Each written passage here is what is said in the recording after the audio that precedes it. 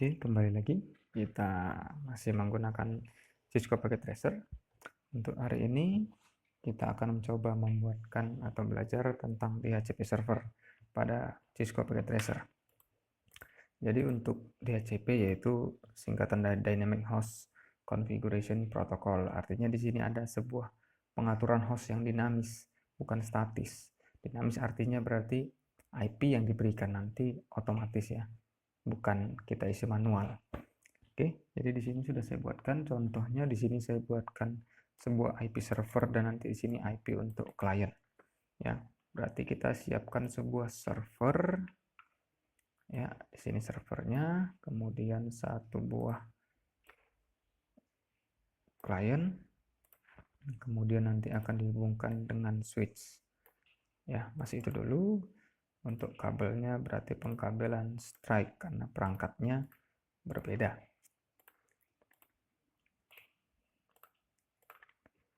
Oke, seperti ini. Berarti yang kita setting sekarang adalah pengaturan DHCP server pada server ini, kemudian pengaturan bagaimana DHCP servernya bisa berjalan pada klien.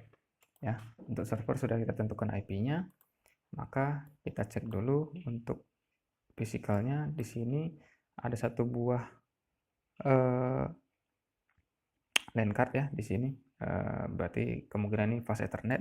Kita bisa cek langsung di configuration, benar ya, interface-nya ada satu, fast Ethernet 0. Nah, di sini nanti server ini akan memberikan IP otomatis kepada seluruh klien. Namun, sebelum memberikan IP otomatis, server di sini harus memiliki IP terlebih dahulu. Kita cek di sini IP-nya, kita buat statik ya. Kita ikuti IP-nya yang seperti ini yang sudah kita buatkan. 192.203.170.23. Subnet masnya 255.255.255.0 ya, karena di IP kelas C. Kemudian default gateway-nya kita buat saja 192.203.170.1.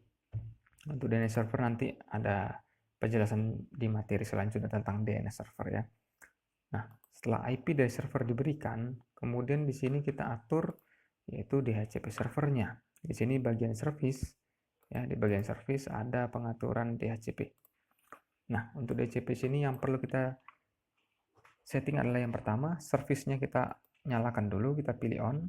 Kemudian pool name server pool kita biarkan saja seperti itu. Kemudian default gateway ini tadi sama seperti IP default gateway pada IP server ya, yaitu 192.203.170.1.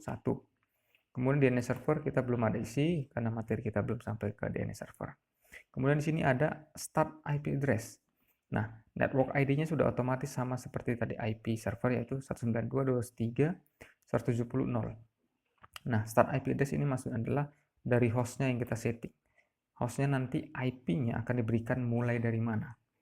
Kita coba saja buatkan karena server dari 23, kita buat saja mulainya dari 24. Berarti nanti IP yang diberikan mulai dari hostnya 24 yang diberikan. Kemudian subnet masknya seperti biasa IP kelas C 255.255.255.0. Nah, di sini yang paling penting yaitu maximum number of users. Ini maksudnya adalah jumlah IP atau jumlah klien atau jumlah IP yang akan disiapkan untuk klien ya. Di sini maksimum number of user. Misalkan kita buatkan di sini ada 3. Berarti ada 3 buah IP yang akan disediakan oleh server untuk klien yang dimulai dari host 24. Itu maksud pengertiannya. Misal kita rubah di sini maksimum number of user ada misalnya 100, maka akan ada disiapkan 100 IP untuk klien yang dimulai dari host nomor 24. Seperti itu dia seterusnya. Kita buat saja 3. Berarti kemungkinan nanti start IP-nya mulai 24, 25 dan seterusnya. Yang berjumlah untuk 3 buah klien. Ya. Di sini nanti paling penting kesesuaiannya dengan jumlah klien yang ada. Contohnya, misalkan nanti di sini maksimum number of user kita buatkan 3. Namun di sini klien pada topologi kita nanti ada 5. Bisa saja seperti itu, bisa saja demikian, tapi itu sudah menyalahi aturan. Nanti kemungkinan besar adalah 3 klien akan mendapatkan IP otomatis dari server, namun 2 lagi kemungkinan besar tidak. Itu kira-kira resikonya. Oke, pengaturan seperti tadi kita ulangi. Service-nya kita aktifkan, pool name-nya tetap sama, default gateway-nya seperti yang ada di server, kemudian start IP dari 24, kemudian maximum number of user ada 3, artinya kita sediakan 3 buah IP untuk 3 buah klien. Kalau sudah kita save, ya, berarti nanti kita tinggal setting pengaturan DHCP servernya yang ada di klien. Server sudah menyediakan IP otomatis. Nah, sekarang kita cek di PC klien bagaimana caranya sebuah klien dapat mengakses atau dapat menerima IP otomatis dari server. Kita langsung buka tab desktop, kita buka IP configuration. Nah, di IP configuration ini ada 2 pilihan. Yang pertama DHCP dan static. Static biasanya seperti sebelum-sebelumnya, artinya di sini kita bisa mengisi secara manual ya, secara manual untuk IP-nya. Nah, karena sekarang kita sudah atur pengaturan DHCP server pada server di sini, maka kita bisa saja langsung pilih DHCP. Ini artinya nanti klien akan merequest IP yang sudah disediakan oleh server. Seperti ini caranya, kita klik DHCP, di sini ada requesting IP address. Oke, DHCP request successful. Artinya, prosesnya dari klien merequest IP yang sudah disediakan oleh server. Kemudian server memberikan IP yang kepada klien yang meminta. Seperti ini. Otomatis ya, tadi kita cek hostnya mulai dari 24. Dia sudah memberikan yang 24 kepada klien kita yang PC1. Yang mulai 24, subnet masknya IP kelas C, default gateway-nya seperti server 171. Seperti itu. Kalau sudah demikian, berarti ini sudah yang namanya jaringan sederhana, karena sudah terhubung secara fisik dan settingannya sudah selesai. Kita cek pengiriman data untuk mengecek koneksinya dari server ke PC1. Successful. Kita coba sebaliknya. Dari PC1 ke server. Successful juga. Nah, berarti konsep DHCP server ini adalah memudahkan klien untuk dapat berkomunikasi dengan server dengan cara server menyediakan IP otomatis, kemudian klien bisa dapat menerima IP. Ya, artinya klien tidak perlu mengisikan IP secara statis. Cukup memilih pengaturan DHCP, maka IP-nya akan diberikan otomatis oleh server. Seperti itu. Misalkan kita mau tambah lagi satu buah klien, karena tadi di sini DHCP server kita setting ya maksimum number of user 3. Berarti masih ada 2 IP yang disediakan oleh server. Kita mau coba pakai satu lagi, kita tambahkan sebuah PC lagi ya.